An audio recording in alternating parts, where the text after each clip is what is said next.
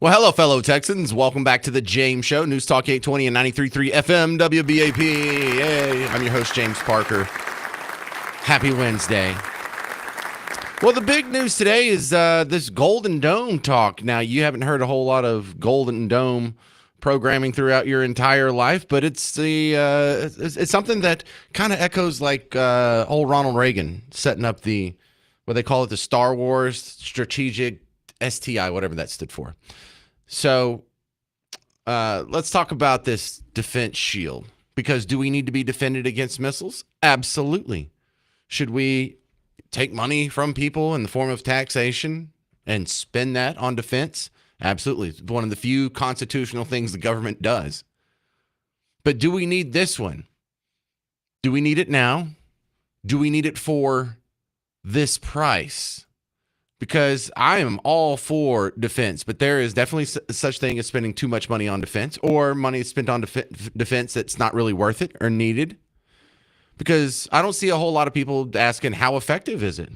Now, we don't know because it hasn't been built yet. But don't we already have a missile defense system, and why is that one not good enough anymore?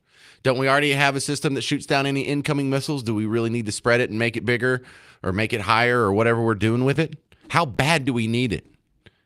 And then there's some other sort of diplomatic questions, which I think are secondary to those initial questions, like what do our allies think about it? What do neutral countries think about it? What do our adversaries think about it? I mean, these are considerations, but they're all way secondary to what does the system do?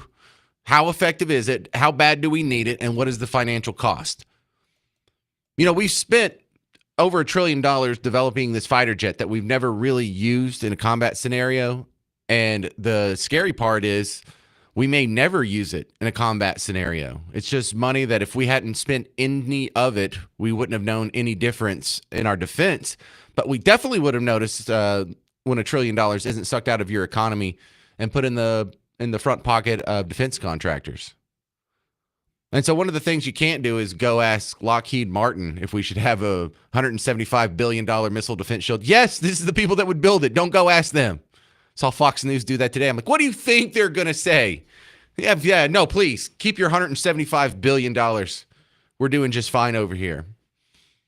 But is this something where we're going to be so focused on missiles, but the next war is going to be fought with drones, and we don't have an adequate system for that? Not all defense spending is good, and I think everyone can agree for that. My mind is open to being changed. I need to hear some people who know more than I do about this talk about it and answer some of the questions, though. How do we really need this? What do we do now if someone shoots a missile at us? Does it just hit Omaha or whatever? We know a Chinese spy balloon can float over at any time. That doesn't make me feel better. But don't we already have a missile defense system? Why isn't that good enough? Someone explain that to me. I want to hear that granular level of discussion before I make my final decision. Because right now, $175 billion, we don't have that. We still have an almost $2 trillion annual deficit. And I thought the whole point of ending these forever wars, of getting out of Afghanistan and wrapping things up in Iraq and getting Ukraine to settle down and Israel, Gaza to settle down, so we don't have to spend that money anymore. It's not good to stop spending that money so we can go spend it elsewhere. We need to not spend it. We need to leave it in the hands of the people and not filter it through D.C. It's a terrible pattern that keeps happening over and over. One piggy bank for the defense contractor shuts down, and another one opens up. Well, we got to pull out of Afghanistan. That was a good gravy train we had going for 20 years, and almost immediately we had a flare up in Ukraine. Oh, good. So for the next 3 years, we spent about, $175 billion on Ukraine defense? And what do we want to spend on this missile defense now that Ukraine's wrapping up? $175 billion? That's an odd coincidence. So I am open to being talked into this, but as it stands right now, I do not like the sound of the Golden Dome. I haven't had anyone explain what was wrong with the previous one. Here's I have a quick statement from Donald Trump yesterday on the Golden Dome, and I'd like to hear more, really.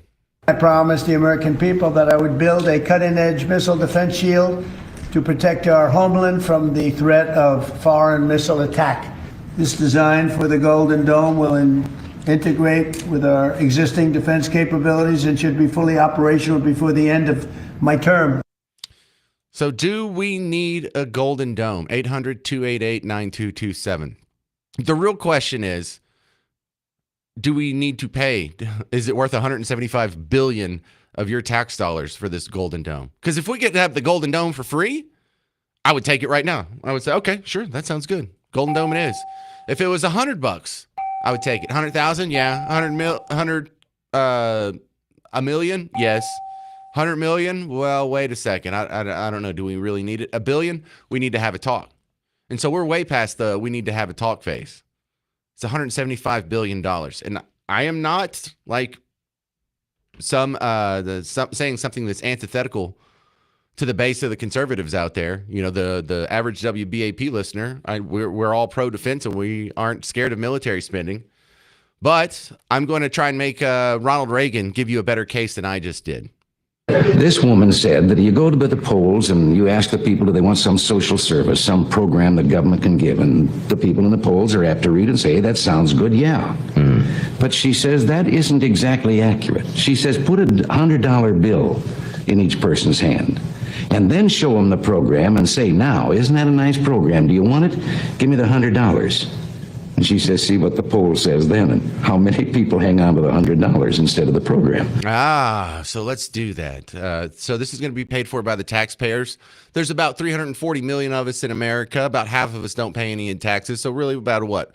Let's go ahead and make it a round number, 170-something million taxpayers. And if this is a $175 billion project, this is more than $1,000 out of your backside. Would you have $1,000 drafted out of your bank account right now in exchange for this Golden Dome missile program? 800-288-9227. 800-288-9227. Coming up next, you're going to hear from Dr. Bro Durer from Rigaku. He's an expert in chemical, biological, radiological, nuclear. He's a consultant in all of these defense areas. And he's going to try and answer some of the questions I gave you. Do we need to spend $175 billion for a new missile defense system right now? I say no. What do you think? I'm James Parker. It's The James Show, News Talk 820 and 93.3 FM WBAP.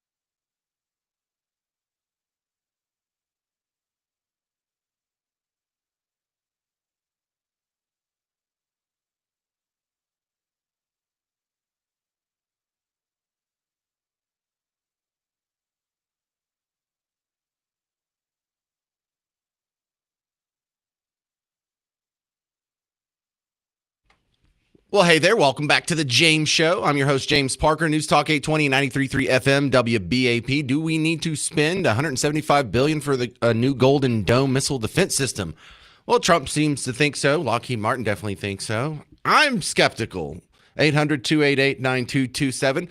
But let's ask someone who knows a lot more about this stuff than I do. Dr. Jeff Brodeur from Rigaku back on the show. He is an expert in chemical, biological, radiological, nuclear, all that good stuff. And he probably has a good answer to the question I was asking in the first segment. I know you didn't get to hear it, Dr. Jeff, but without the Golden Dome, what does our missile defense system look like now?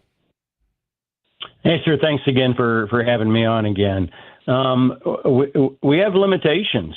We have blind spots, and we don't have persistent surveillance. The Chinese demonstrated that when they circumnavigated a hot air balloon through the southern hemisphere. Most of us knew that was a vulnerability because their projected threat was coming through the northern hemisphere, and they went through completely undetected. The challenge that we have right now is that we have too many blind spots in our systems, the sensors, the shooters, and our sensors and shooters are sort of a quilt of different capabilities. They're not networked in the traditional sense. In other words, if I've got a sensor in Alaska, it's not gonna sense or warn me that a missile launch in North Korea has happened halfway across the world until that vehicle reaches the level of the curvature of the Earth, because our sensors are basically line of sight. And so by then, the missile is already en route. If you're on the east coast of the United States, you're in a good position because that missile will have to travel across the United States to hit the target, which gives us more time and more opportunity to interdict that. In my world, almost all of those vehicles are nuclear weapons capable. So it would be unlikely for a foe or a nefarious actor to launch something that expensive just to have a conventional explosive on the end of it. And don't forget, we're challenged nowadays with both legacy projectiles, missile systems, and the next generation. The Russians demonstrated in Ukraine that they have a supersonic missile capability. So we've got to account for everything that was manufactured in 1956 and 2025. And right now, we're not prepared to do that. We don't have the coverage. I think it's important for your listeners and everybody to understand that while we may feel comfortable in the continental United States, the governor of Hawaii is not so comfortable. That's still part of the United States. And all the missiles launched from North Korea, they can certainly touch Guam, and they're getting pretty close if they haven't already to reach in Hawaii.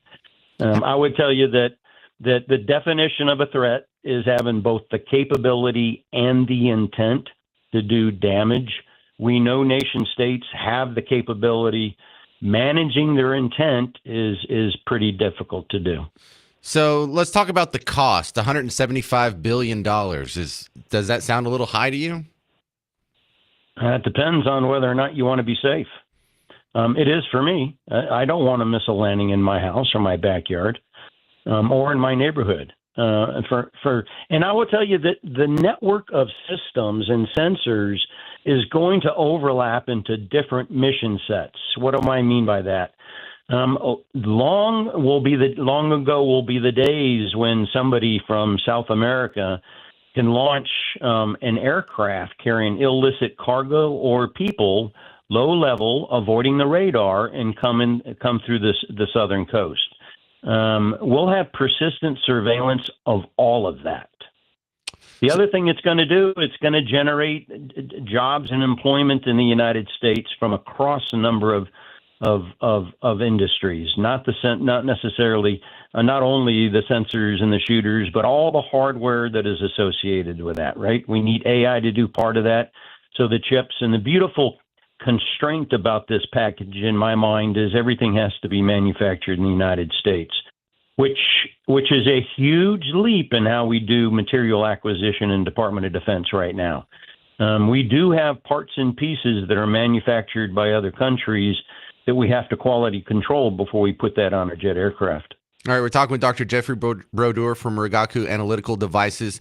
What do our allies think about it, and what do our adversaries think about it? Well, our adversaries absolutely hate it because it takes away a number of weapon systems that were once upon a time viable to hit the United States, and they don't have to launch it; they just have to threaten to do it in the name of diplomacy and to try to influence our decisions. Allies are going to absolutely love it. I think this, depending how this thing plays out, it might overlap or replace in some places the need for the nuclear umbrella. So if our allies or friends of the United States decide that they want to cooperate with us, but a principle of that is to be covered by the Golden Dome, we can do that as well and protect them from providing them some missile defense. So this sounds a lot like the Iron Dome that Israel has. How do they compare? Yeah, so that's our system, and the Iron Dome system is limited. It looks at specific threats, in other words, missile type 1, 2, or 3, and it's constrained by time, our space. I mean, it only goes so far out. The Israeli Iron Dome version, I would say, is version 1.0. President Trump is talking about leaping to version 4.0 for us. But what the Israelis have is suffice and sufficient for what threat they face. Well, Dr. Jeffrey, you are a great person to talk to on a day like today. I appreciate you sharing your expertise. Thank you, sir. I appreciate your time. All right, Dr. Jeff Brodeur from Rigaku Analytical Devices. Your thoughts, 800-288-9227, 800-288-9227. You may want to get your calls in. There's only 2 lines open. So you'll hear from some of your neighbors on what they think about the Golden Dome. Coming up next on The James Show. News Talk 820, 93.3 FM, WBAP.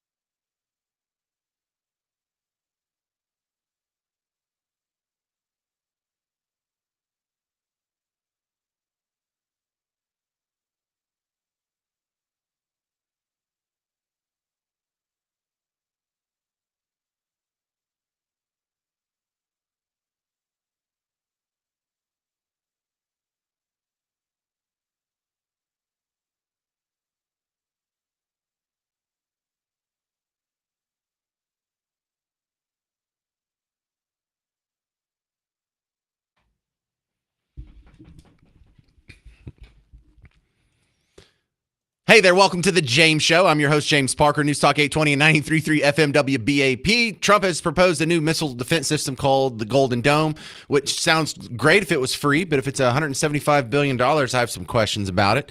I don't think we should spend $175 billion on this Golden Dome on top of the $1 trillion defense budget that's already there. If it does cost that much, and it is absolutely necessary for the defense of all good Americans, then how about it comes out of the existing budget? Maybe y'all have to cut one of your 600 overseas military installations somewhere on planet Earth. You can start right there. But no, until we balance the budget, I'm just against all new spending projects and programs. And it's not that I don't think we need a Golden Dome. It's just $175 billion. No, I think a far greater effect on you as an ordinary American would be balancing that budget so we don't have 3% inflation. Or, it's down to 2.3% now, which is still too high. I mean, you're getting a 3% pay cut this year. Does that make you feel better? Wouldn't it improve your lot in life if you had a 0% pay cut every year? More so than a Golden Dome? 800-288-9227, 800-288-9227. David Canton, you're on WBAP. What do you think about the Golden Dome, sir? Hey, James, I would fund it absolutely. I understand that our systems are a bit outdated technologically, and with the new hypersonic and able to steer around to evade systems, it's coming on faster. With AI, it's going to be accelerated even more. So I think we actually need to invest in something newer, just like Air Force One being so old. Our systems are old. Let's not use the term invest. Let's go ahead and say spend the money. Okay, spend the money. Okay. What would be too... My wife and my daughters and my kids live here. Yeah, defend it. Okay. What would be too expensive for you? Well, I say somewhere between take it out of the existing budget, because we have a lot of futuristic things coming up, like the new F-47. You know what I mean? That's going to be expensive. But there is no cost you can compare with defense of your family. Yeah, but I have guns, okay. I will defend my family to the end. So what if it was $10 trillion? You would still want the Golden Dome? If it would save the life of Americans, like on citywide global scale, yes.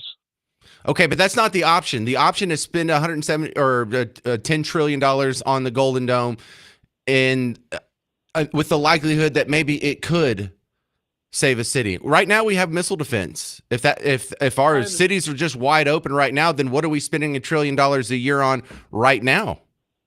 Have you looked up and seen the age of our defense now? Yeah, that frequently comes up in these discussions. But listen, what this echoes for me was the SDI that Reagan proposed. He wanted to spend untold billions and billions of dollars, and that was the 1980s money. It never happened. And there were a lot of people saying the same thing that you're saying now. Well, we need to be safe against these missiles from other countries. Do you know how old our systems are? Do you know how vulnerable we are? We have to do this because technology moves forward, and no cost is too much for the safety of the American people. We didn't pass it. No cities blew up. So it was a waste of money, or it would have been a waste of money that all these people were claiming was so vital to our national defense. It turned out to be not vital at all. Well, back in the day, so was investing in nuclear weapons, and that never happened. We never had global nuclear war. But the deterrent is there. And just like what you've seen in Israel, Iran launched 300 missiles in one evening. They literally carpet bombed the trajectory of those missiles would have carpet bombed the entire state of Israel, or country of Israel. Yeah. If somebody was to launch that kind of attack on America, we could not defend it. I think we could. Not with the assistance. I think we could. And who would do it? There's still mutually assured destruction. Who would do it? Have you looked at the amount of our interceptors that we have? Our ICBM interceptors, we're limited like 30, 50 at a site. Oh, David, I have no idea how many ICBM interceptors. I can't pretend to know that level of detail. But it's a good discussion. Let me talk to some other people here, David. You made some great points. Thank you, sir. Okay, thanks, James. All right. Let's go to Tim in Grand Prairie. You're on WBAP. What do you think about the Golden Dome, sir? Hey, James, I have to agree with the other caller. I would do anything for my family. And, a long time ago, they wanted to do the Star Wars system. Yeah. And we shot that down and didn't do it, and we needed that a long time ago. Oh, did we? Because what yeah. negative consequences have been visited upon us in the last 40 years because we didn't have that system? Well, you can think of a lot of negative. None. No cities got no. 9/11. 9/11 was one of them. We could have possibly shot down those planes before they even came into our airspace. That's one of them.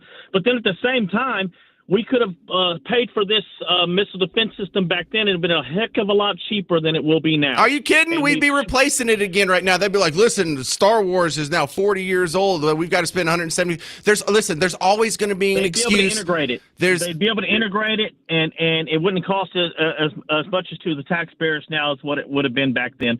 You can sit there and upgrade systems left and right, and it doesn't cost as much if you upgrade a system as if you were to build it brand new today. Okay, so is there an upper limit? What if the Golden Dome was $10 trillion? Would you still support it? When it comes down to a supersonic missile coming into Dallas, just say yes, and blowing up just say yes, and thousands of people. Just say yes. You have okay. You have no limit on what someone can get out of you if they tell you it's for the defense of your family. You just turn your brain off, open your wallet, and say, "Come rape the taxpayers as hard as you want. I'm scared." Because that's what it sounds like. It's not about being scared. It's not. It is. This is. There's a difference between being scared and naive. And the question here is, do you want to be naive and take thousands of people's lives, possibly your children's or your grandchildren's or someone down the line in the future when you can pay for it now? Okay, let me try this for the future. I get what you're saying. Let me try this.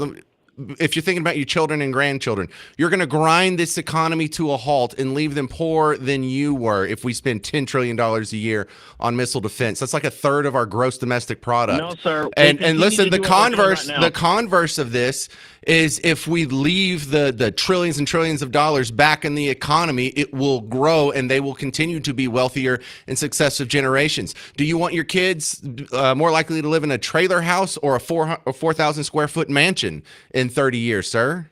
The mansion doesn't matter to me so much. I'd rather them to live comfortably. But the fact is, we can't be naive onto this because China is building their defenses and so on down the line. I'm not saying be naive, but not wanting to. Again, how is this different than SDI in the 80s? How is this different? Spending a ton of money that could have grown our economy on something that we obviously didn't need because we didn't get hit by a missile. Your airplane example doesn't work. You don't have one missile strike on America since we didn't do SDI. Okay. Because we didn't do it, though, now we have to spend more money in order to do it because prices of the technology have gone up. That's the opposite of logic. That's the opposite of logic. That's like if I had a missile defense system. No one shot a missile at us. Well, now we really need a missile defense system. Now that no one's shooting missiles at us, and in fact, for the entire history of missiles, we haven't had one missile shot at America, and we need to spend 107. And there's no limit to what you're willing to spend. Like, you can maybe talk to me and say, 200 billion is my cutoff, or 500 billion is my cutoff. But you people that just say limitless, no matter what the cost is, whatever program the defense contractors come up with, they can go rape the taxpayers for it because my family. That's not a logical argument. My family.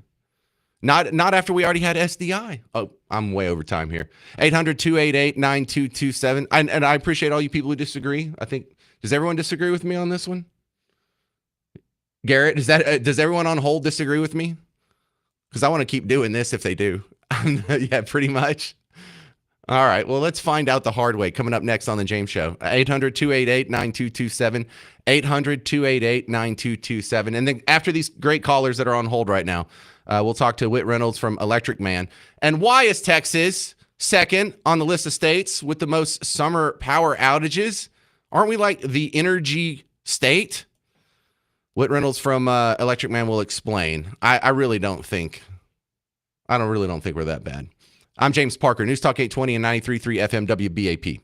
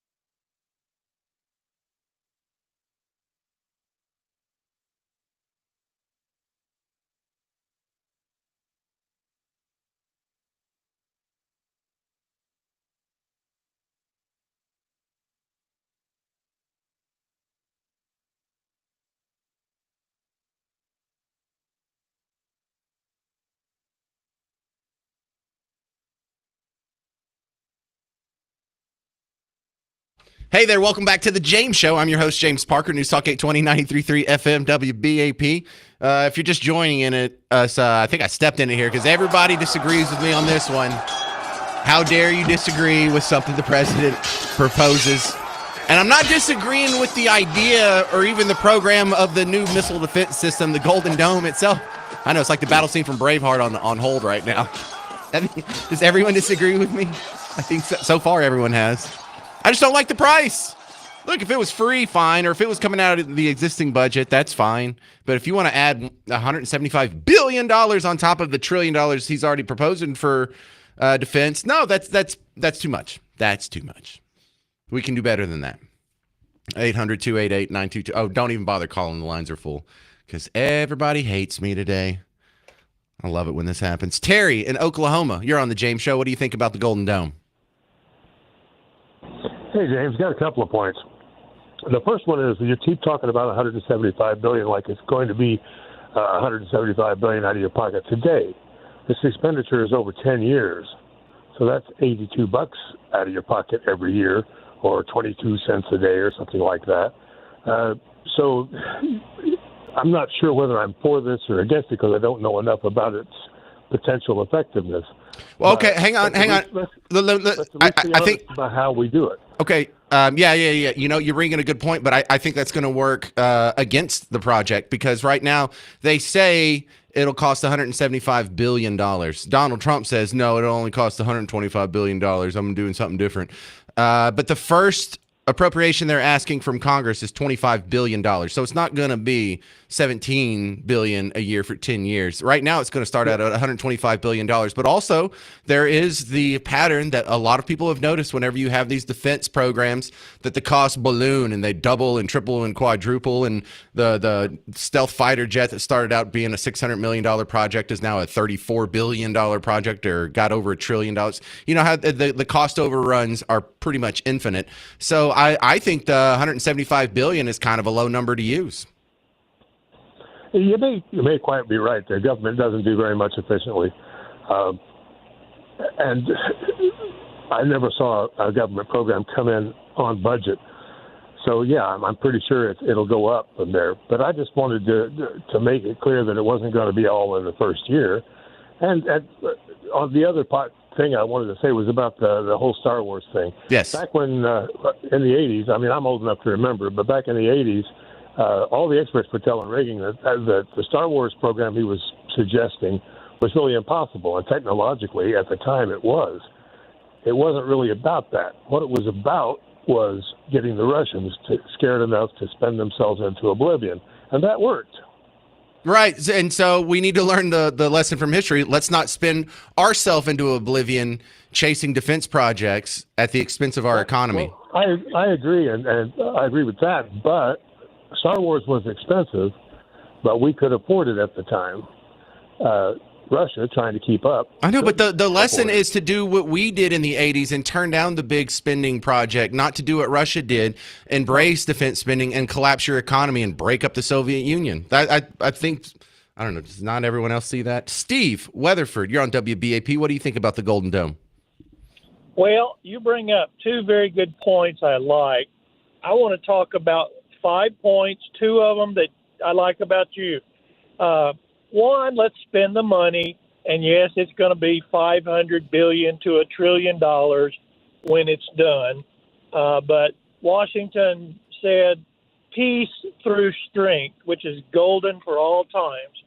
But if we can get this Gold Dome in place and neutralize the ability of foreign adversaries to hit the U.S. with ICBMs with nukes on it, I am all in for that one. Now, we're seeing the first 2 years of Ronald Reagan's presidency replayed with this second term of Trump. So we start building the dome. It's an arms race, trying to keep up. Their economy implodes like happened to the Soviet Union. That's all well and good. I don't really want to see the Chinese economy implode. But, boy, I tell you what, once we start building this thing, guess who's going to want to negotiate downsizing of nuclear weapons? Russia and China, just like we saw under Reagan and Gorbachev, and that's good. I mean, I say let's get this thing going, and and see, one, we're going to end up with a protective system, and two, we may not have to spend that much money to get them to back off building more and more nuclear weapons that could hit us. All right, hey, back to your point. Hang on, I'm way over time. You want to continue this in about 6 minutes? I'm James Parker, News Talk 820, 93.3 FM WBAP. Hey, homeowners, James Parker here for BlueRibbonDFW.com. Blue Ribbon Roofing's coming out to my house on Friday. Why? I need a roof inspection. I have a board that looks a little suspect at one of my gables, and I'm friends with John Hopkins, and I asked him about it. He's like, no, that's exactly the kind of things we do. Because they don't just do roofs. They do other kinds of carpentry and the work on your house, or if you need a deck or something to that effect. But I'm about to do what I tell you to do on a regular basis. I got on BlueRibbonDFW.com. I called John, Tish, and Trevor, the family who runs Blue Ribbon Roofing. I scheduled my free home inspection. And all it's going to take is about an hour or so of my time on Friday. If they don't find anything wrong that needs to be repaired, then I have a baseline set for if I do have future roof issues. We have some leverage against the insurance during the claims process. If we do find something wrong, I'll get on top of it before it balloons into something bigger, and we'll talk about some fixes for it. And also, if I do need a whole new roof, I'm going to tell them I heard it on the James Show, and I'm going to get a free ridge ventilation upgrade. So go check it out. I'll tell you about my experience after it happens on Friday. And in the meantime, you can go read some of the 5-star reviews from Google on BlueRibbonDFW.com. That's BlueRibbonDFW.com.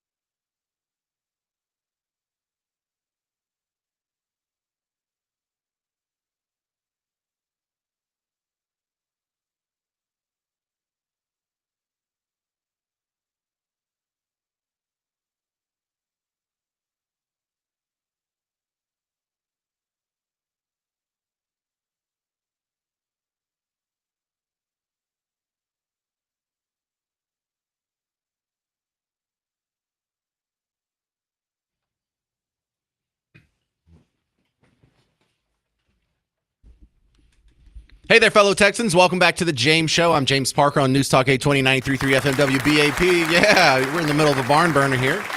Everybody disagrees with James today. Well, everyone that's calling, at least. Donald Trump's proposed a Golden Dome.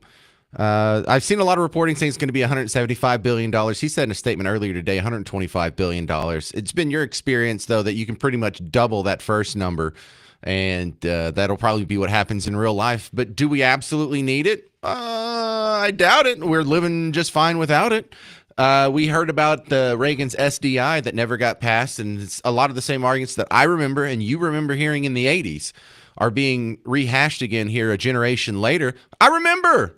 We were told the exact same things. No amount of money is too much money to keep my family safe. Well, it was too much money. Every cent of it would have been too much money. Your family was safe. No missile attacks on America.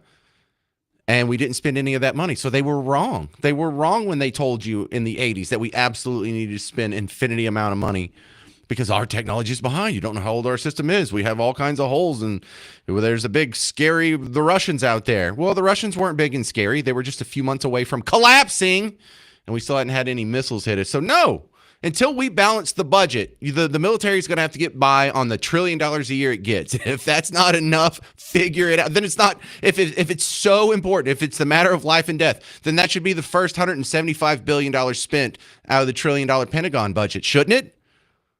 Is there no limit to how much how fast some of you people will jettison your fiscally conservative principles for defense? 800-288-9227. This is Steve in Weatherford. You're on WBAP. Let me guess, you disagree. Yes, but I do want to compliment you on hitting the nail on the head, which is this. You can build the Golden Dome and all of its good attributes, but you have to fund it with waste, fraud, abuse, and pork cuts annually until you get the thing built.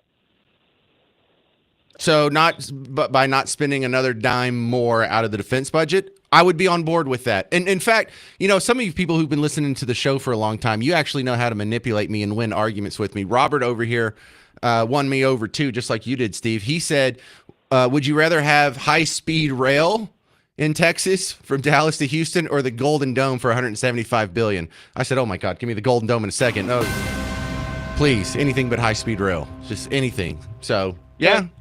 Keep in mind, we have 11 aircraft carriers and 14 nuclear tipped. No one's beating us up in a fight. We're not in grave danger. Who's going to take us out? Anyway, go ahead. Sorry. Why is no one bothering America?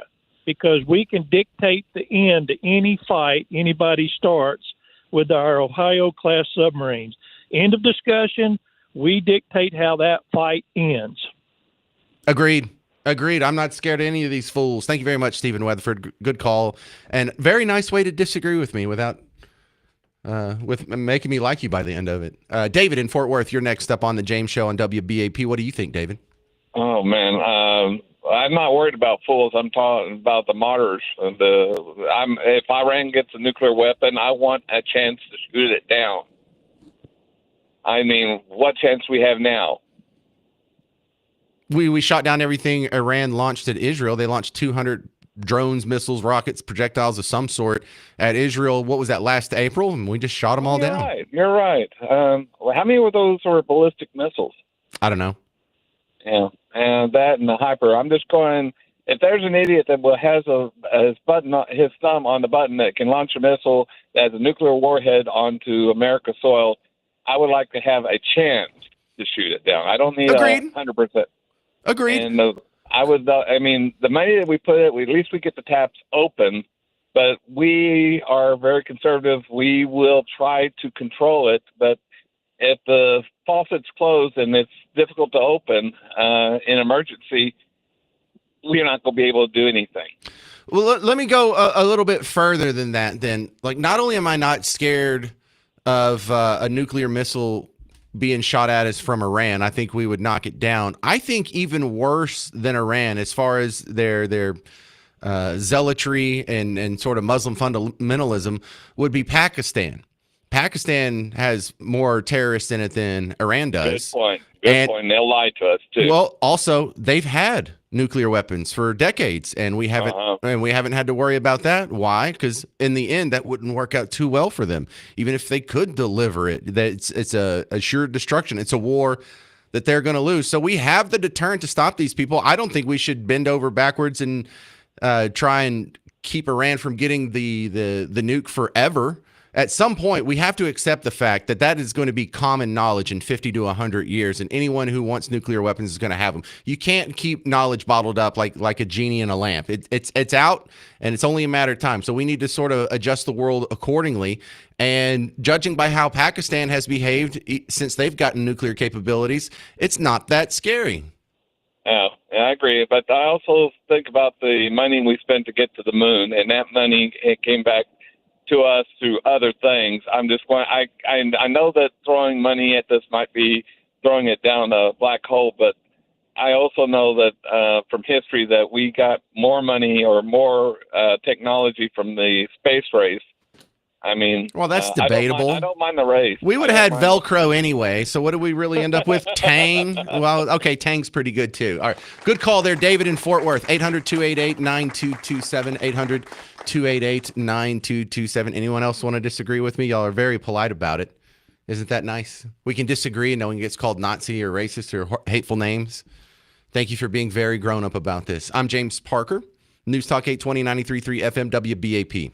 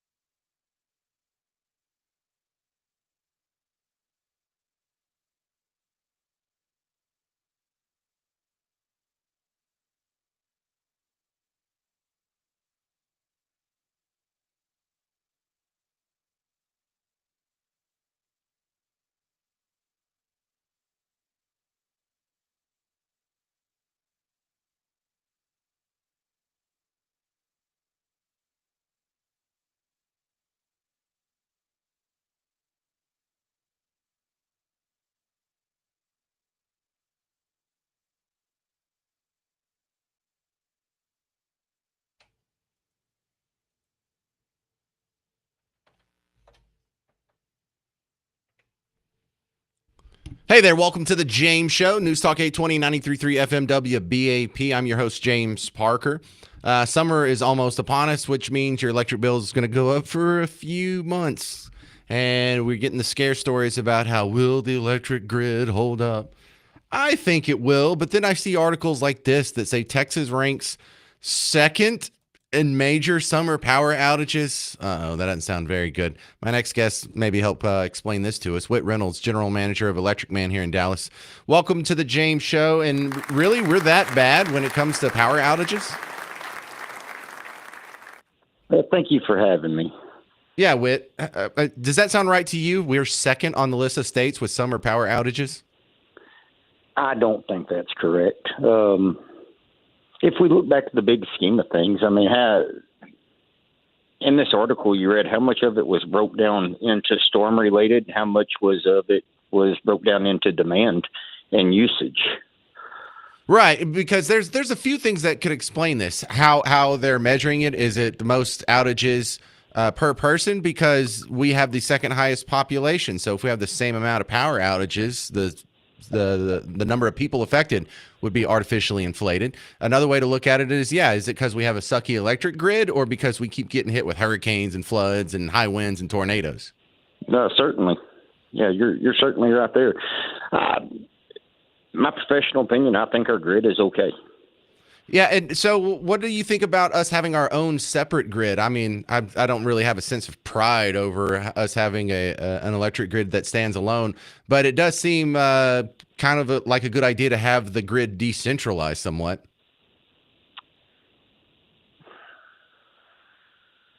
I never thought about it. All right. Well, as an electrician here, you have to go to other states every once in a while and see what their grid is like. How does it compare?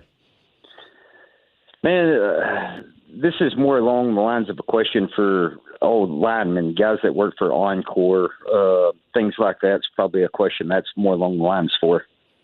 Well, what's your theory on why Michigan is the one state that has more outages than us?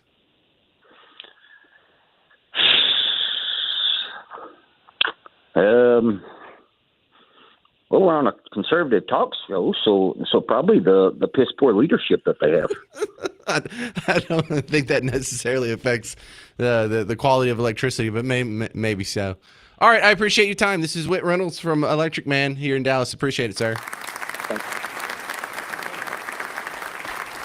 All right, we have some strange news for our next story. I heard this when it happened on Monday, and I thought I'm going to click through whenever they figure this out and read what really happened. And this is not what I expected. A 14-year-old girl in Arlington was arrested for an incident on a school bus. And I thought, okay, well, were they fighting? No, she threw contents of a water bottle, but there wasn't just water in there. According to the report, it had water, sand, mustard, and bleach. What the heck? We had a 14-year-old girl did a bleach attack on a school bus in Arlington? That doesn't sound right. Well, that gets worse than that. We had a handful of kids actually have to go to the hospital to get their eyes properly washed out because the bleach hit it. What is going on? Have you ever heard of a bleach attack in your entire life? Besides the Jussie Smollett thing, because that didn't even really happen. In fact, that was one of the jokes about Jussie Smollett, is he claimed that someone threw bleach on him. And I knew it wasn't true because no one's ever thrown bleach on someone in a fit of rage in my entire life. You've never read that in a news story either. But I'll be damned. It happened, or it sounds like it happened. And now we have another layer on top of that. She got arrested. She going to be charged with a crime? Should we send a 14-year-old girl to jail because she threw bleach on some fellow students? I think so. I'll try and make my case next, but I'm tired of people just disagreeing with me. We're not going to do that the whole show. But what do you think? This girl on the Arlington school bus threw bleach on people, intentionally trying to hurt them. Should she go to jail? 800-288-9227. 800-288-9227. That's going to be our next topic. And also, I got to mention the next James Show meetup. We're announcing that now. It's going to be May 27th at Manny G's in Keller. Got it? If you need to hear it again, I'll say it 1,000 times, or you can send me an email. I'll be making a Facebook event and sharing it out. But it's the first time I'm announcing it on the air. Manny G's in Keller, May 27th. That's a Tuesday, 7 p.m.-ish. Just depends on the traffic getting me from here to over there. All right, this girl on the Arlington school bus arrested for a bleach assault. Should she go to jail? 800-288-9227. That's next on The James Show. I'm James Parker, News Talk 820 and 93.3 FM WBAP.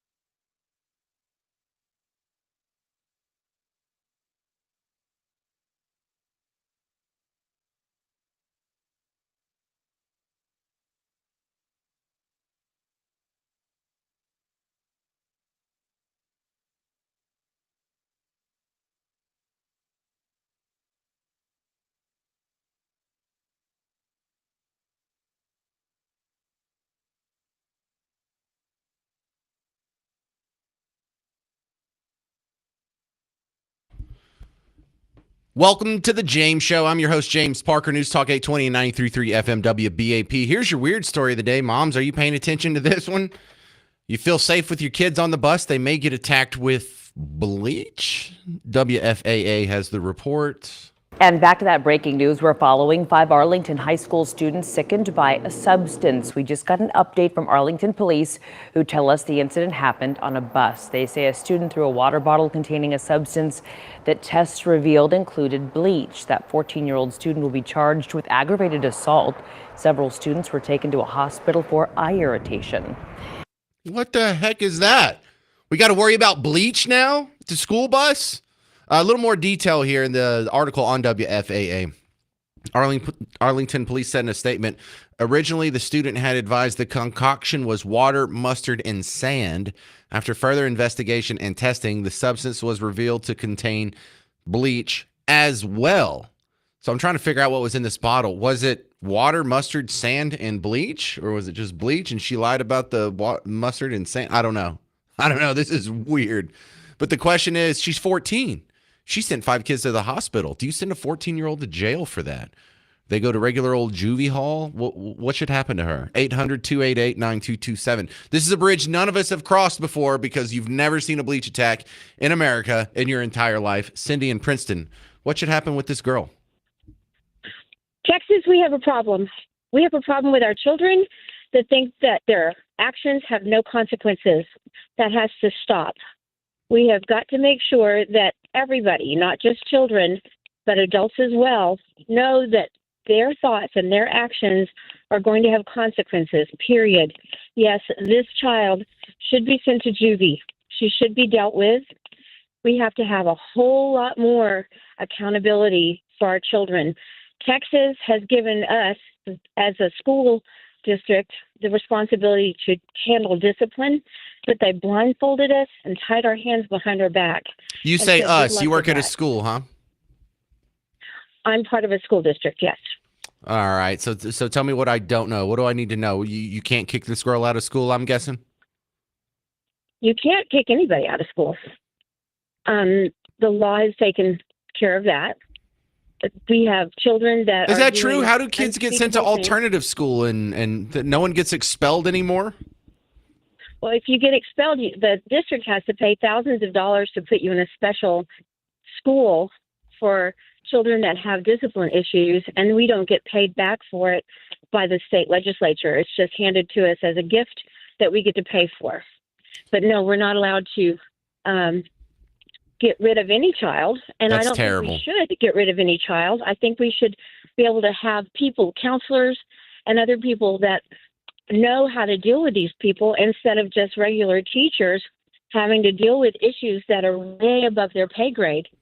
They're not able to teach in the classroom because they're having to discipline kids that have discipline issues way, way more difficult than they should have. Well, right. This is the one part where me and teachers are singing from the same sheet of music. The real problem that you have in most schools that have problems is behavioral. It's not that we don't have the right curriculum or we should be teaching Common Core math or and throwing more money at it is not going to solve it. I think it would start with we need to be able to kick kids out of school, and well, you gotta give them an alternative. Yeah, their alternative's now the private sector, where there's not going to be any more taxpayer dollars going to someone who has demonstrated they're not worthy of the taxpayer dollars. And number one, what's kids' incentive to behave knowing that they could never get kicked out of school? You know, there's a first incentive right there. There's an incentive for the parents. Hey, if you're going to have to come out of pocket for this, you're going to have to pay for it. Don't you think they might do a little better job? But whenever you come across a monster like this, and I say monster because I know this is a minor who doesn't have their full judgment part of their brain developed and whatnot, but to be able to be capable of pouring bleach in someone's eyes, there's a reason we don't see that a whole lot. It's because a non-sociopathic human being or non-abused animal wouldn't be able to do that. All right, I think I just talked her to death. Let's go to Richard in Denton. You're next up on WBAP. What do you think, Richard? Well, I'm still alive. Okay, good. What happened to this 14-year-old girl that threw bleach on some of her student friends? If she had bleach in sand and she threw it, she knew exactly what she was doing. And I think she should be tried as an adult. without any punishment, you will never get a change in behavior. Well, serious punishment, significant punishment, but already we have someone with, if you have bleach in a bottle, is there anything other than using it as a weapon that was possible? So if not, then this is clearly like a premeditated act. She's like, well, next time I'm gonna put this bleach in the bottle so if they mess with me, or maybe she knew she was going to do it before she ever even got on the bus, and whether she got messed with or not. There's a level of premeditation here. There's a level of sort of cruel and unusual here with the bleach thing. This girl... Unless she was working on her laundry, she had no other excuse. Right. She had some pre-existing anti-textile bigotry. Right. Good point there, Richard. I don't think that's the case either. I think she might just be a bad seed. Let's go to Shirley in Royce City. You're on WBAP. What should happen to this 14-year-old student who threw bleach on her classmates? Absolutely agree. She needs to go to juvie. And what you said earlier, too, about it being premeditated, that was a premeditated act. We got some bad kids these days, don't we, Shirley? Yeah, I actually work in a school, so yes, there's a lot going on. And I will tell you, one thing about the students is there's a lot of good kids. Truly there are, but a lot of bad habits. And you got to have a district and an admin that's going to back up and give the appropriate discipline for what's happening. Unfortunately, we don't see that. And I agree with your first caller who was mentioning that expulsion and stuff is difficult. Yes, it's very difficult now. That is unfortunate. All right, Charlotte and Royce City, I appreciate you calling in. Good stuff. All right, coming up next, I have some great news. Dallas Stars are in the semifinals of the hockey world again. Donovan Lewis, host of The Invasion on the Ticket, is going to tell you it's time to jump on board this bandwagon. I think it's absolutely time to be a bandwagon jumper. It's totally worth the effort because I think this team just might win it all. Donovan Lewis from The Ticket next. News Talk 820 and 93.3 FM WBAP.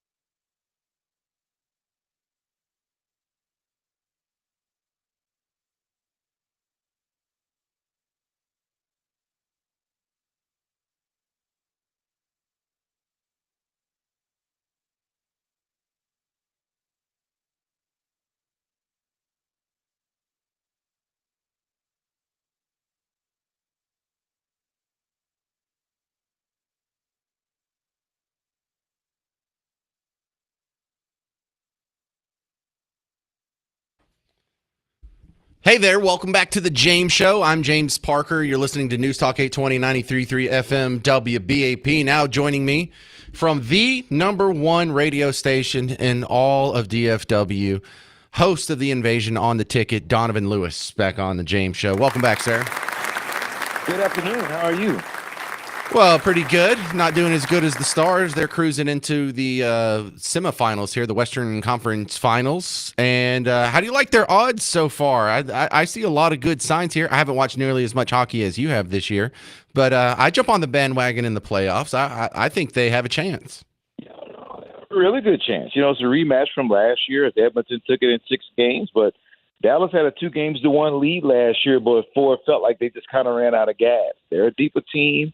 Edmonton's a deeper team, so this should be a fantastic matchup. It probably will go all 7 games, and the good thing you have with Dallas is that they have home ice advantage. They had it last year, couldn't get it done, but I think a lot of people feel that this team is better, deeper, and, man, their goalie's been playing excellent. So as long as you have that good goalie play, you have an opportunity to advance, and it's right there in front of the Stars.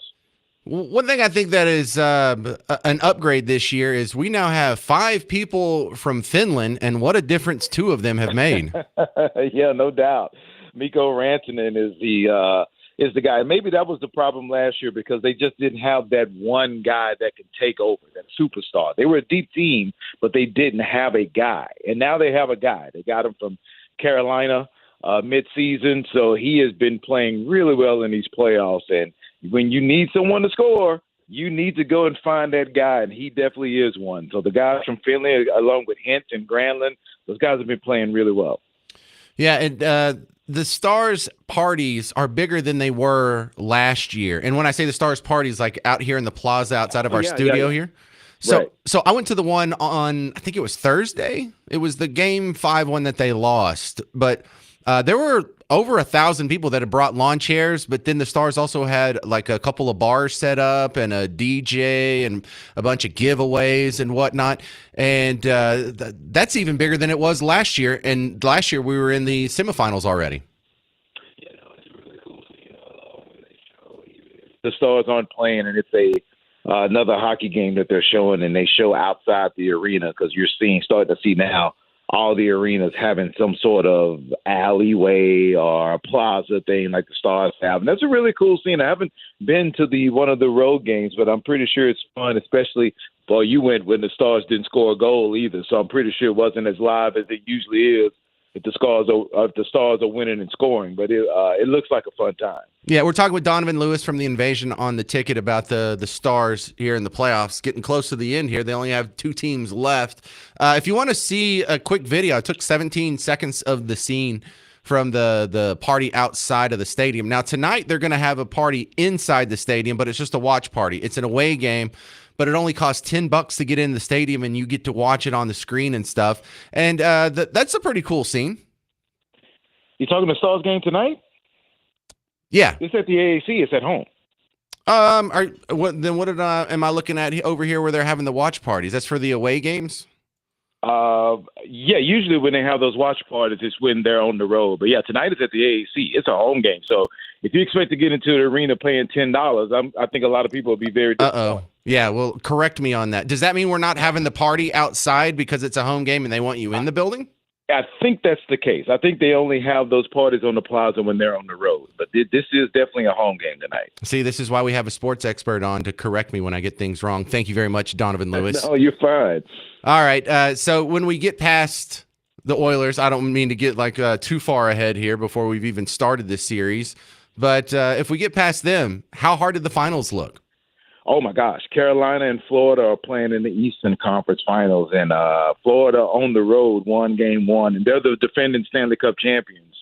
So they've been there and done that. They actually beat Edmonton last year in the Stanley Cup Finals. So they are – either one of those teams would be a really tough challenge to anyone who wins Dallas and Edmonton, but it will be kind of a storybook ending or series if Carolina were to advance and Dallas were to advance, because that's where – Mikko Rantanen came from, and he was traded from. So to see Dallas and Carolina in the Stanley Cup final would be an absolute drama-filled series with Mikko Rantanen, the Stars' best player, going against his former team. And, of course, the Stars had to give up a really good player to get Miko Rantanen, and he's playing in Carolina now. So that would be the juicier one. But either one of those teams, if the Stars advance, will be very difficult to get past. Are y'all doing anything special on the ticket for the Stars playoff run? Oh, we actually have the games on the ticket. So, yes, our pregame starts at 6:30 on the ticket.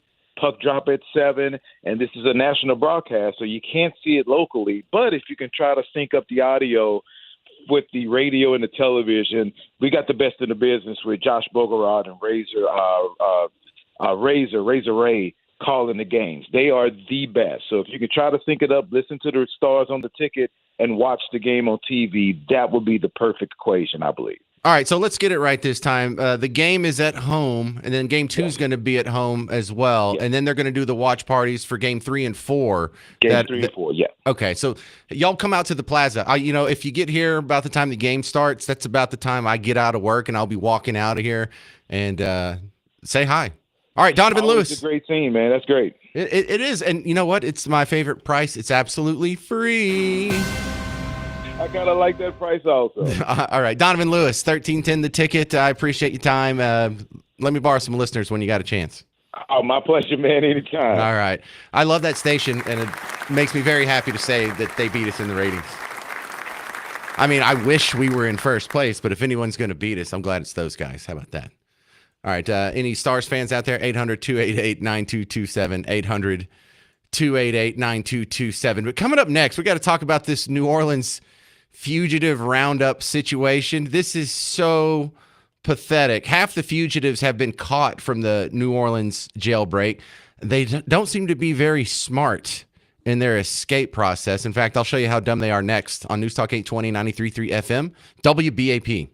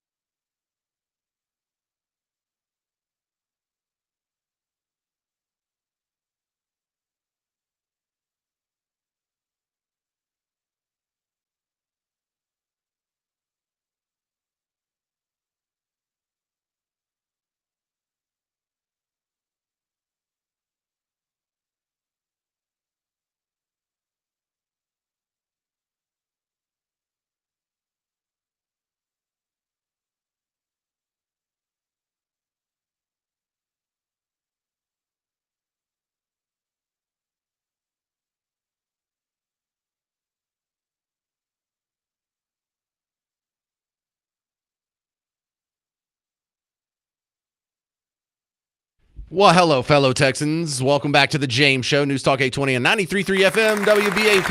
Yeah. Let's go. So we had 10 guys that broke out of the jail in New Orleans, and half of them have already been recovered. New Orleans is a special place. It's a special place in some good ways, and it's a special place in some bad ways. I know I lived there for a few years. My wife is from there, so I still have to go back and visit her family every once in a while. And that place is a mess. It's one of the ways that I know I like Dallas. It's one of the reasons I know I like Buck Tussle, because I've lived someplace worse. I've lived in a city. You think Dallas is dysfunctional? Oh, no. Come here, boo-boo. Let me go show you real dysfunction. Go look at what is almost a third world country that just kind of got rammed into the bottom of the Mississippi River. It is wild there. Cover the news in New Orleans. What a gift. It'd be like being in Florida. You know, they have weird news there. But the thing I want you to notice about some of these stories is you had 10 guys that got out. Now, let's take, for instance, the last guy that got captured. They just got him in the last few hours. I think they got him overnight last night. He's in trouble for a second-degree murder charge, another attempted second-degree murder, all kinds of other, firing a gun into a crowd and all that crap. And he's a young fella, but he's now been out of jail since Friday. So Saturday, Sunday, Monday, Tuesday. They caught him Tuesday night. 4 days. You know how far he made it before the marshals caught up with him? He was in the French Quarter. He was downtown. This is so good. And you probably think that's funny. You're like, oh, what an idiot. No, listen to me. I worked there for a long time. That happens so often. It was a running joke that we used to have. These guys who commit a murder or some kind of mass shooting or a carjacking, and there's a manhunt and everyone's looking for them, and you think, well, it's been days. They're probably in Mexico by now. No, they'll catch them in like New Orleans East. And for those of you who aren't familiar with New Orleans, totally understandable. The French Quarter is downtown. The French Quarter has in it a police station. The jail that they escaped from, almost walking distance from the French Quarter. It'd be a good little hike. It's like a mile maybe. But it's just down Broad Street coming out of downtown. Then you have like all the courts and the jail and the big police station there. And so not only did he not go hide out in a foreign country or another state or even another town, this guy is going to the place where you have the most eyeballs possible walking around in the French Quarter. It is the most conspicuous place possible for someone who escaped from the New Orleans jail. And that might make you feel a little bit better because, this guy that's probably going to spend, the next 30 years or whatever in jail when you add up all these charges and whatnot, society's not going to be missing much. This wasn't a kid that was going to cure cancer or develop some new patent for the space station. This guy, not only is he dumb enough and making such horrible decisions at a young age that he's ended up in jail with multiple charges, one of which including murder, he doesn't have the brains to get the hell out of town if he was lucky enough to escape. That is just mind-boggling levels of dumb. But I want you to think about something else, not just in this story. This is going to come up in future stories, and I want you to sort of pin this in the back of your memory banks here, because there's something scary about the human condition that isn't a fault of America or Western civilization. This is something all societies deal with. You take the average intelligence of your society, and then you have to imagine that half the people around here are dumber than that. And so when you look at like what's the bare minimum it takes to be in like the military, like the minimum IQ to be accepted, or below this line, they can't even find a job for you in the military. Generally in the United States, that's around 85. And you're like, well, that's pretty dumb. I know, but this is the military. They can teach you how to gas up a Jeep or just peel potatoes in kitchen duty. But if you're below an 85, you're not fit to do the dumbest, most menial labor in the military. Well, there's a big chunk of our country that is dumber than that. And none of us have ever throughout history been able to figure out, what do you do with these people? What do you do with the people that are so and you're not going to get rid of them. You can raise the average IQ of your country compared to other countries. You can do better and be smarter than previous generations. But on any giant population, there's going to be a bell curve of intelligence. And there's going to be some people that are at the very bottom of that. And these are the people, like some of the explanation you see of why there's always going to be homeless people. It's one of the reasons why Jesus told you will always have poor people. You will always have them among you, no matter what you do. Do not forget these people. Take care of them. But what do we do with people that are this dumb? Well, if they're criminals, you can throw them in jail, and that problem is solved. Now we have another problem. What about the people who are this dumb, but they're not criminals? So, one of the advantages, I should say, terrible word to use, but one of the advantages of him committing some criminal act is that, well, we don't have to worry about him anymore. We don't have to worry about him getting a job and messing it up or hurting other people. He's going to be fed and clothed and have health care. So that problem's taken care of. But what about all the people who are nonviolent, who are non-criminal, but they are really that dumb? They exist. And how do they get along in society? Here's another ugly thing that I can bring to you after observing the human condition and probing down this hole many times.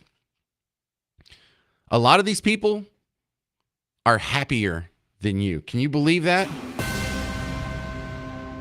I spent a lot of time, because when I worked in downtown New Orleans, there was a bridge next to our studio, like 2 blocks away, where homeless people, it was a tent city most of the year. And so if it was a slow news day or I wanted something funny, it was real common for me to go down there with my phone and just talk to these people. Most of them were in a good mood. Most of them were pretty happy. Most of them, I think you would enjoy spending time around some of these people. I don't know if it's like, are you happier if you're dumb?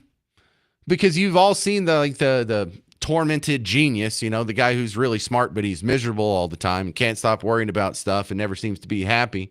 Meanwhile, you got some skeeter over here with a 78 IQ, just constantly falling face first through all of life's challenges, living under a bridge, dirty, smelly, having to pee in an alley, sleep in a tent, happiest guy in town. Human beings are pretty resilient, and some of them are really dumb. All right, 800-288-9227, 800-288-9227. Coming up next, we have the Vice President of DeWitt & Dunn Financial Services to answer, should you be worried about what happened in the stock market today? There's a little bit of a drop. Also, are the tariffs and trade wars, are they affecting the wallets of Texas citizens? Find out next on The James Show. News Talk 820 and 93.3 FM, WBAP.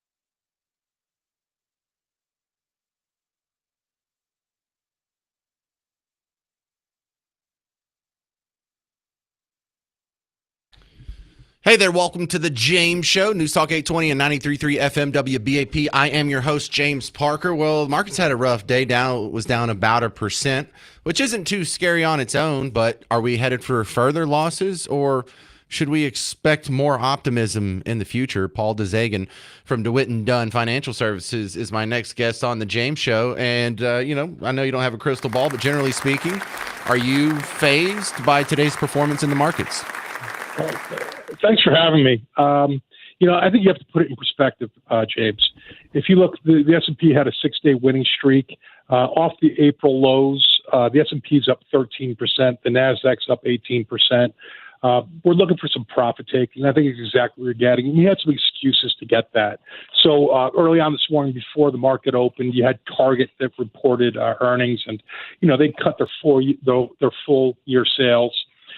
So people started questioning, is the consumer maybe starting to get tapped out? I don't think that's the case. And then so the market sort of accelerated the down move. We had a 20-year auction, and it didn't go very well. And you'll see that when that didn't go well, the market, the S&P really kind of sold off. But I think, like I said, put it in perspective, I think that it's more some profit taking. There's an excuse. And I think that's where we are now, frankly. Do I need to get in some of these bonds? Me personally, no. I think I think the market's going to see some continued volatility right now.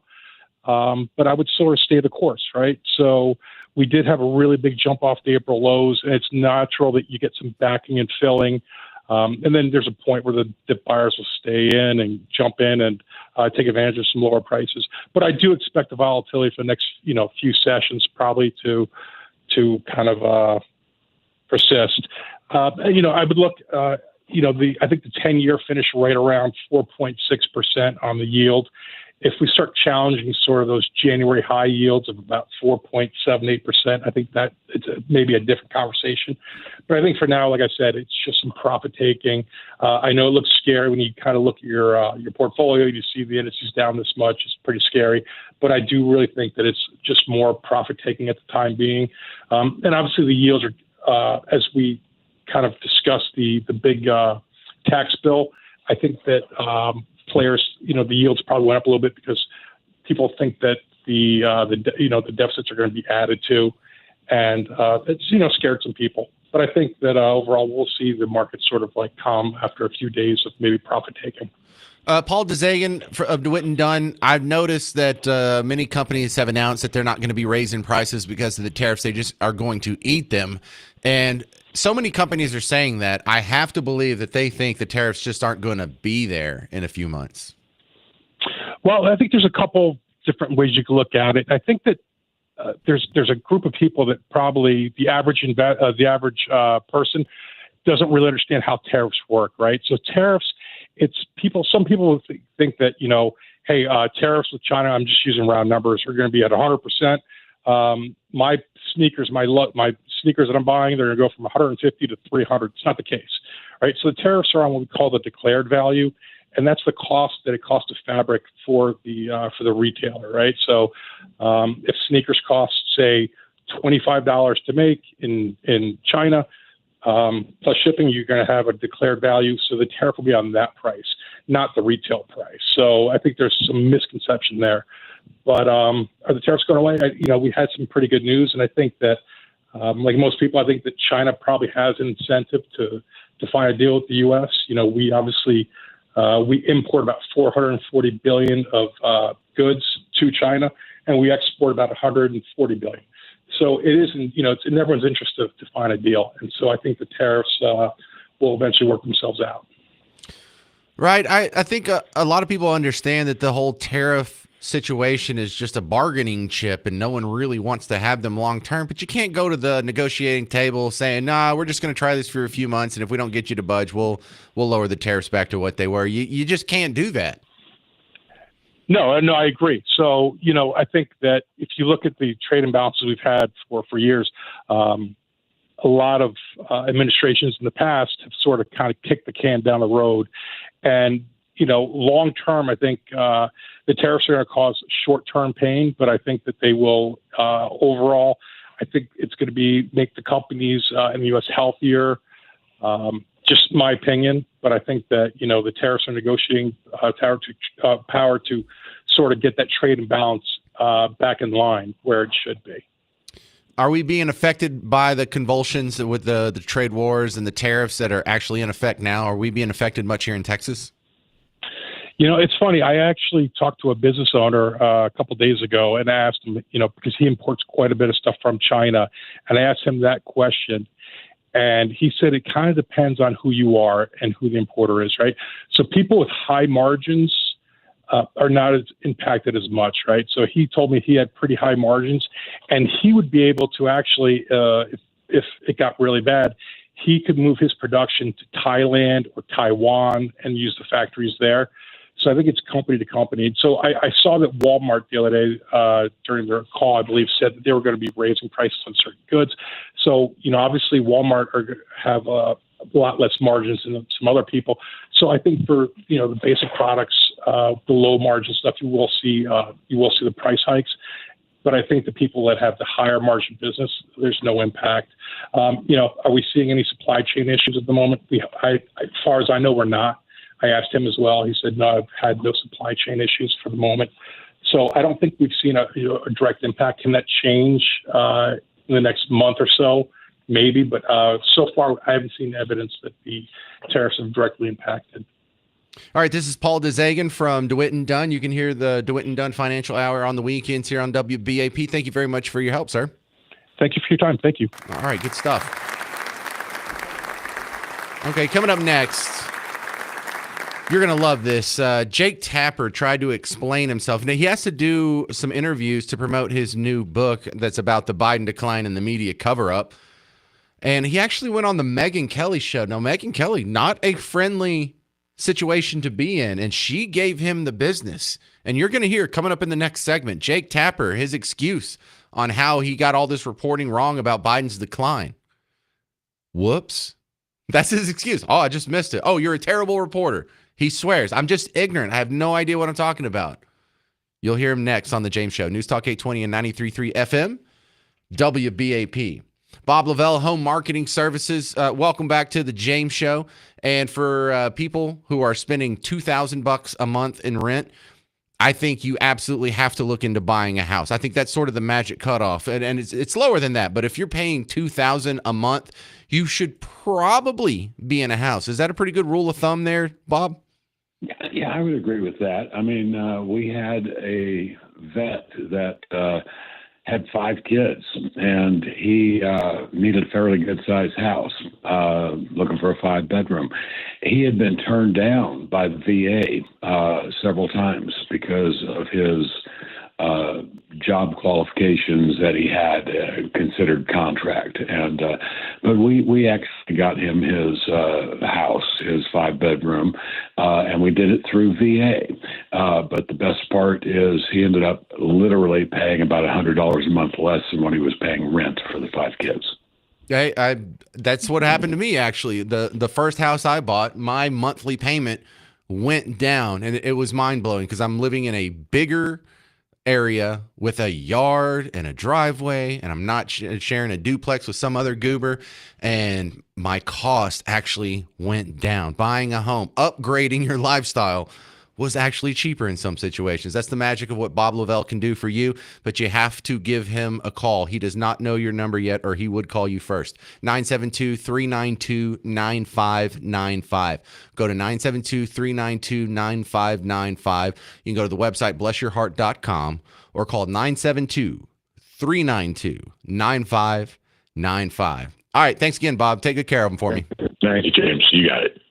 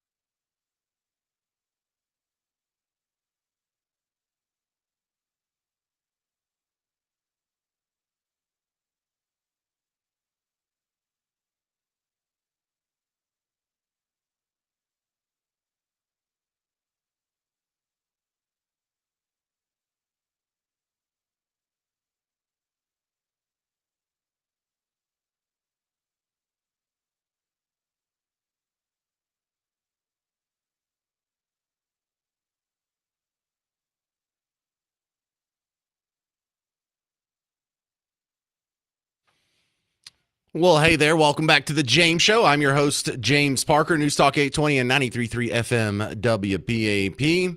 So Jake Tapper has his book out, and it's making a lot of waves right now, documenting the decline, mentally speaking, of Joe Biden. And we have to delineate now, because now we also know that they were lying about not just his mental health, but also his physical health this entire time. The whole thing was a fraud.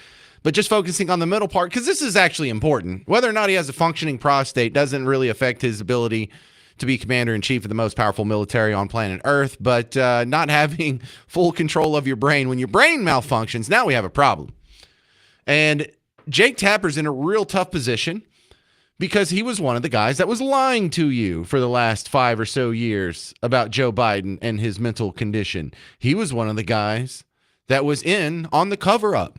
He saw the same Biden you saw. He just chose not to believe. Or if he did believe, he chose to just blatantly, brazenly lie to your face for years. And now all of a sudden he's going to be the guy that's exposing the truth. How do you thread that needle? Well, he gets credit for not just doing interviews in friendly platforms, but he was on the Megyn Kelly show. She used to be in Fox News. Now she has her own little thing on the side. And she was asked him some hard questions. Let me give you a little taste of his excuse. So like, excuse me. Weren't you in on the cover-up? Didn't you get it wrong? How do you explain that when the rest of us saw it? Knowing what I know now, obviously, I feel tremendous humility about my coverage, that Laura Trump interview, for example, et cetera. She saw something that I did not see at the time, 100%. And I own that. I did ask Joe Biden. See, hang on. I don't buy that. You saw the same thing that she saw. You just didn't either. I can't tell if he's lying, like if he really was duped, or he's lying, continuing to lie. Because if you got it that wrong, like you wouldn't be ashamed. Oh, yeah, I'm so sorry I got it wrong. You'd be embarrassed is what you would be. You would need to be deferential too. You would need to say, yeah, Lara Trump got it right. And it's not just Lara Trump. Millions of Americans, me, you saw that. And so, Jake Tapper, it's not believable that you just missed it. It's not believable that you saw all of the same gaffes that we did and you didn't think there was anything wrong at the time. You just chose to lie. The narrative was more important than the truth. Your benefactors and former employers in the Democrat Party were more important than the truth. Defeating Donald Trump was more important than the truth. And Megyn doesn't let him off the hook. You know as well as I do that there's a way of, you can say, hey, there's this poll on your age, or you could say, you just forgot that Jackie Walorski was dead. You asked where she was moments after watching a videotape tribute to her. You lowered the flags at the White House after she died. This happened 13 days before you sat with him. There is a way of pressing a man like that on the actual infirmities to bring it home to him and to the audience, and you didn't do it. That's correct. I didn't. And like I said, I feel humility about my coverage. I mean, it's not like I was asking him his favorite movie or his favorite color. We were talking about Putin. We were talking about other issues of national importance. Yeah. But yeah, I mean, of course, I've said I look back at my coverage with humility. And no, he feels humiliated because he got caught. He's not upset about what he did. He's not saying what he never at this point does he say he did the wrong thing. His excuse is just, whoops, I missed it. That's not believable. You saw this guy just mumbling around, getting lost in an open field, walking into the woods, tripping upstairs, tripping on stage, falling off a bicycle, misnaming people, president of Mexico, and we defeated Medicare. You saw all this. And even after the debate, I played the audio of you in the post-debate coverage saying, boy, that really was embarrassing for Trump. No, you never admitted that things were untoward until, boom, he lost, and now it benefits you. It's not believable. I don't believe that he just, whoops, got it wrong. I think he covered it up. I think he knows he was lying, and I think he's continuing to lie now. Why? It's going to make him a lot of money, for one thing. The criticism has been that you're complaining about a cover-up about Joe Biden's mental acuity that failed. Get it, Megyn. right-wing pundits saw, the right wing in general saw, that independent media saw and reported on. You saw it too. And that was no mystery even to left-wing and so-called mainstream reporters who were not fooled, but chose willful blindness instead of honest reporting, and that you were part of it. How do you respond? It's a tough and fair question. I would say that Alex and I, after Election Day, interviewed more than 200 people, 200 mostly Democratic insiders, and almost all of these interviews were after the election. And they justified to themselves what they had done in terms of misrepresenting how the president was, not just to me and Alex and other reporters, but also just to each other and to the world and to Democrats and to the cabinet, et cetera, by saying that there was this existential threat of Donald Trump and only Joe Biden could beat Donald Trump, and that justified everything in their minds. No. That's why you lied to us. That's why you told false reports. Not that's why they falsely reported to you. Because whether or not they falsely reported to you, how do you get it wrong? But you could have gone into any trailer park and got some guy with only half of his teeth sucking on a natural light can on his disheveled wooden porch. How does he know better about Biden's mental condition than you? How come he was diagnosing it? You could have pulled over any car driving around in red state America in the last 6 years, and they would have been more likely to get the facts about Joe Biden's mental decline correct than you. It's not believable, sir. You lied. And I'm glad to see that he's humble that he missed it, but I don't believe that. I don't believe this is an act of humility or contrition. This is a guy who's figuring out how does he tether all the lies that he just told for the last 6 years into whatever is going to be his media career going forward. I don't believe for 1 second that he was duped and he just took bad information from Biden staffers. No, that's not believable at all. Your excuse, it's not going to cut it. No one believes you, Jake, or I hope no one believes you. You know what? Probably the people that were dumb enough to believe that Joe Biden was the best person to be president, they might believe him. But the rest of us, we don't believe you any more than we were believing you when you were saying he was fine. Coming up next, you're going to hear why I think this generation could really use another show like Cheers. Norm from Cheers, George Wendt, the actor, passed away. And that is quite literally, I'm not just saying this for effect, my favorite show of all time. And I'll break down how we need more Cheers shows right now for this next generation. That's next on The James Show. News Talk 820 and 93.3 FM, WBAP.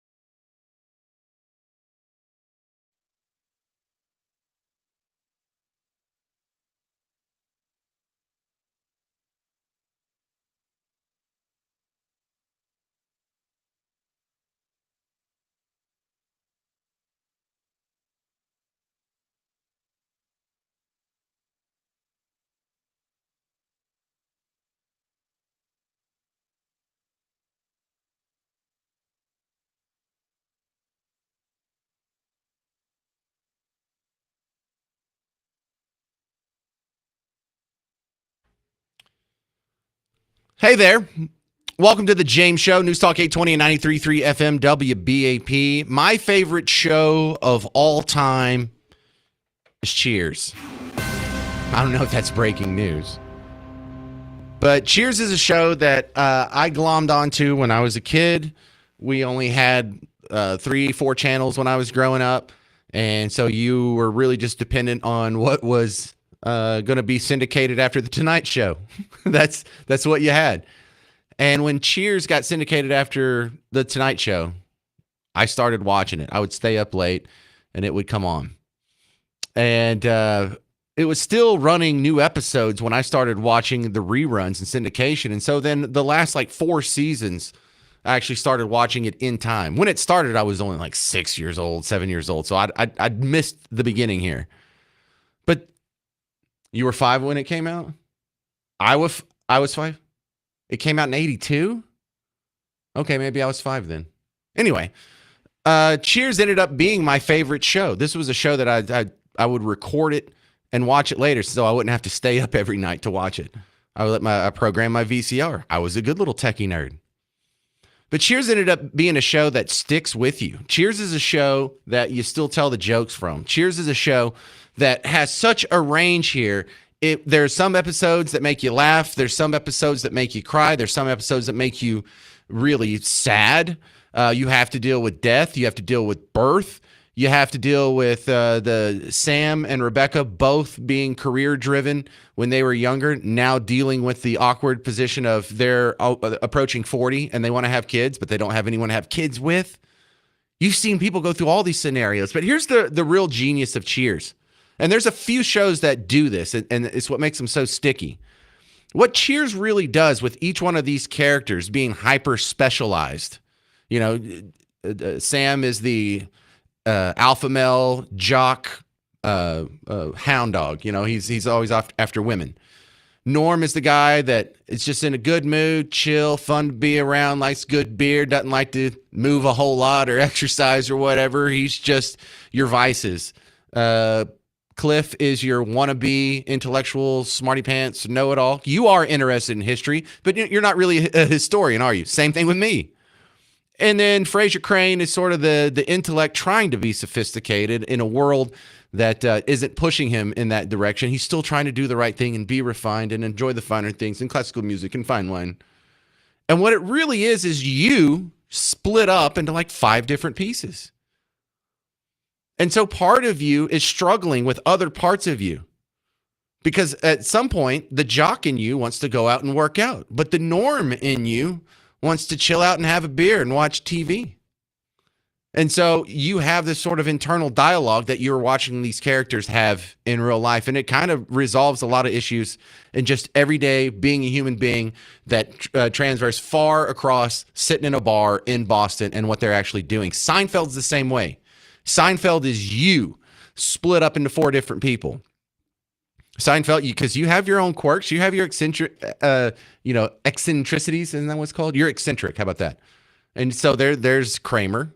There's you. That's a smart mouth, common sense guy. What is the deal with that? And there's a little Seinfeld in you. There's a little nerd in you. This sort of short, fat, balding, insecure part of you. That's George. I feel exactly the same way about King of the Hill. King of the Hill, Mike Judge, he's from here. And boy, if King of the Hill isn't me just split up into 4 people, there's the dad, there's the boomhauer, there's the I hate the government Dale, there's the lovable goofball and Bill. That's what you like about these shows is you get to watch your internal dialogue chat with itself. And that's what made it stick. And that's what you like about Norm. Norm was the fun one. No one ever had beef with Norm. No one ever had a problem with Norm. Now, he screwed up in a couple of episodes, Hungry Heifer and whatnot. But Norm was the lovable part. And so, if you want to understand sometimes why certain shows stick with you more than other, I think Cheers is a good archetype. And the bad news is we don't have that right now. What is a similar show that takes the human experience and splits it up into its different specialized parts and helps people sort of digest this whole internal dialogue that we have? We're being pushed in different directions. If someone asks a question, do I want to give the trivia answer like I'm on Jeopardy, like I'm Cliff Clavin? Do I want to give a smart mouth pun and make everyone laugh like I'm Norm? You have to make that decision whenever you're in a conversation or you're in a public setting. And I think I'm going to have to make my kids watch Cheers. They've watched quite a bit of Seinfeld. But I think that's healthy. I think it's healthy to see you split up in different competing factions, because once you can take a puzzle apart and put it back together again, tell me you don't understand it more. And also, Cheers is so sticky because it was just so well written. It was just acted so well. And the amazing part is 95% of the show was in the same room. It was all in that bar. It was almost like a one-act play. They didn't even have to go to different locations. They didn't have special effects. They didn't have you seeing great scenery or skylines or whatever. It was almost all self-contained, which means the magic came just from the dialogue. And that's why I still play a bunch of their clips on the show. He didn't say anything. You'll hear a lot of Cheers on the show. You'll hear a lot of my Cheers references on the show. And George Wendt, I hadn't seen him do much lately, and I didn't know him personally, but it does make me kind of sad knowing that the guy who gave us Norm Peterson's no longer with us. All right, that's going to do it for the James Show. I just wanted to brag on my favorite show of all time, which was Cheers. Stick around. Mark Levin's coming up next. If you're interested in going to the next James Show listener meet and greet, that's going to be May 27th at Manny G's in Keller. I'm not going to give you an address. You're going to ask your phone. This isn't 2004. Our phones know this stuff now. So come on out, say hi. It'll be about 7 o'clock to 9-ish or so.